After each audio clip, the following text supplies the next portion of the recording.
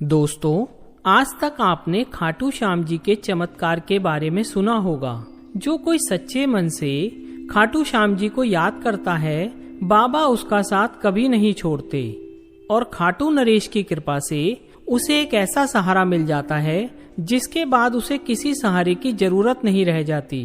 कहते हैं किसी समस्या में जब व्यक्ति बुरी तरह फंस जाता है और कोई रास्ता नजर नहीं आता, ऐसे में अगर कोई उसे खाटू श्याम जी के बारे में बताए और उसके बताने पर वह जब पहली बार खाटू नरेश के दरबार में जाकर सच्चे मन से बाबा के दर्शन करता है, तो जैसे ही उसकी नजर बाबा की नजर से मिलती है, उसी समय से उसकी सारी समस्याओं का समाधान होने लगता है।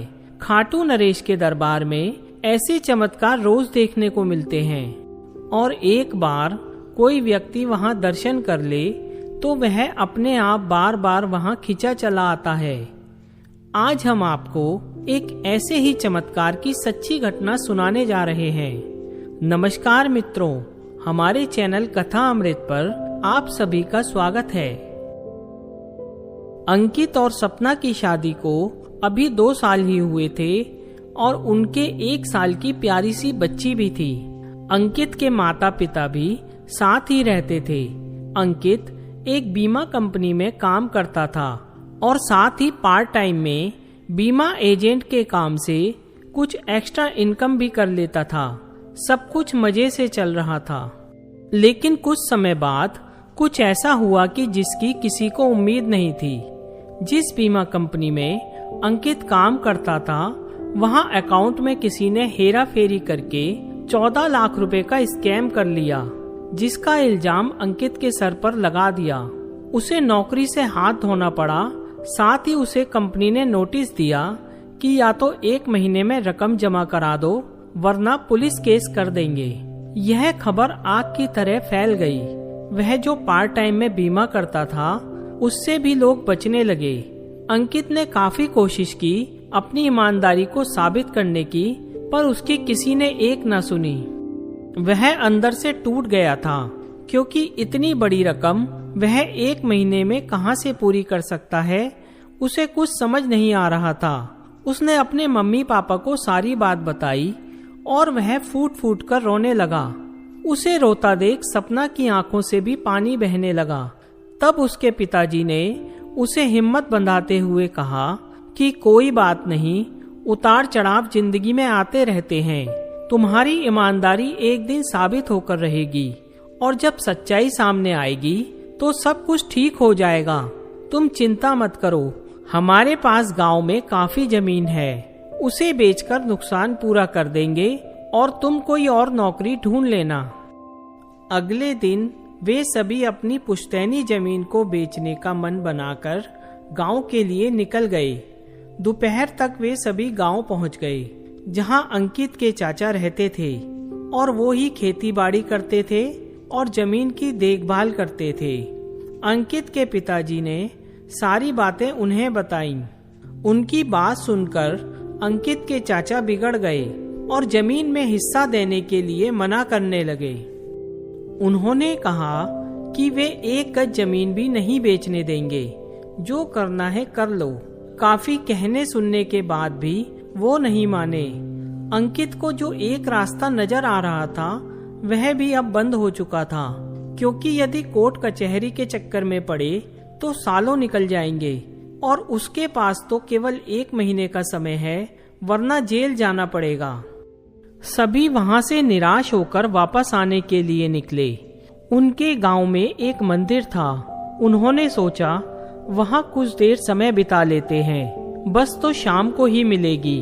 वे मंदिर के आंगन में बैठ गए। अंकित के पिता के पास भी अब कोई जवाब नहीं था। वो बड़ी उम्मीद से यहाँ आए थे। सभी चुपचाप बैठे थे। तभी मंदिर के पुजारी वहाँ आए। वो अंकित के पिताजी को अच्छे से जानते थे। उनके पूछने पर अंकित के पिता ने सारी बात बता दी।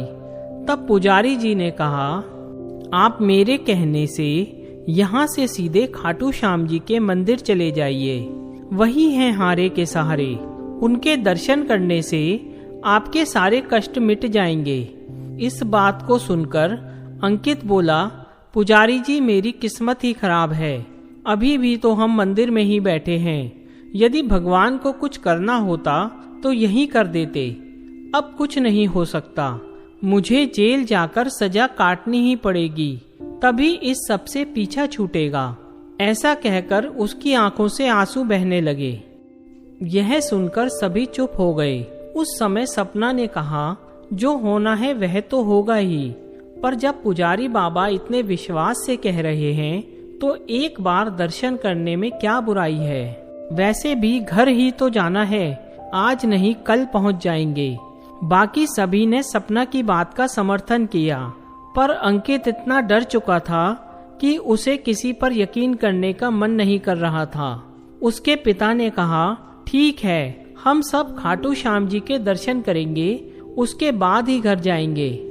वे सभी बस से पूरी रात सफर करके सुबह खाटू गांव पहुंच गए। वहां एक धर्मशाला में रुके और नहा धोकर मंदिर पहुंच गए। 1 घंटे लाइन में लगने के बाद वे बाबा के सामने पहुंचे। बाबा के सामने पहुंचते ही सबकी आंखों से आंसू बहने लगे। पीछे से खाटू श्याम जी का जयकारा लग रहा था। जैसे ही अंकित की नजर खाटू नरेश से मिली, उसे उनकी आंखों में एक चमक नजर आई और वह अपने सारे दुख भूल गया। उसके मुंह से अपने आप खाटू श्याम जी का जयकारा निकलने लगा। उसकी आंखों से आंसू बह रहे थे।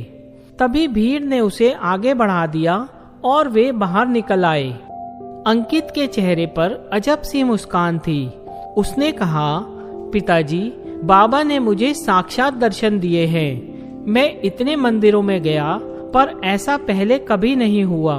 उनकी आंखों से अलग ही चमक निकली और मेरी आंखें चकाचौंध हो गईं।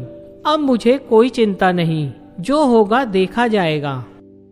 बाबा की जयकार करते हुए वे सभी अपने घर आ गए। 1 सप्ताह बाद एक दिन अंकित के ऑफिस से फोन आया। उसे ऑफिस बुलाया गया, जहां उसे पता लगा कि उसके साथ काम करने वाले राजेश का एक्सीडेंट हो गया है और वह अस्पताल में है। उसने 1 सप्ताह पहले नई कार खरीदी थी जिसे वह चला रहा था और यह हादसा हो गया। उसने अपना गुनाह कबूल कर लिया है कि यह स्कैम उसी ने किया था। उन्हीं पैसों से उसने गाड़ी खरीदी थी। ऑफिस वालों ने बताया कि वह एक बार अंकित से मिलना चाहता है। अंकित सीधा अस्पताल गया। राजेश ने उससे माफी मांगी और अपने किए पर पछताते हुए कहा कि 1 सप्ताह पहले वो सुबह ऑफिस आ रहा था, तभी गाड़ी चलाते समय उसकी आंखों के सामने एक अजीब सी चमक आ गई। इससे पहले कि वह कुछ समझ पाता, एक्सीडेंट हो गया। तभी अंकित को याद आया, जिस समय की बात राजेश कर रहा है, यह तो वही समय है जब वे लोग खाटू श्याम जी के मंदिर में दर्शन कर रहे थे और ऐसी ही चमक उसकी आंखों में आई थी। वह समझ गया कि यह सब श्याम बाबा की ही कृपा है। वह चुपचाप घर आ गया।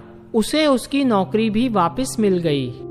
कुछ समय बाद उनकी जमीन भी उन्हें कोर्ट केस द्वारा वापस मिल गई।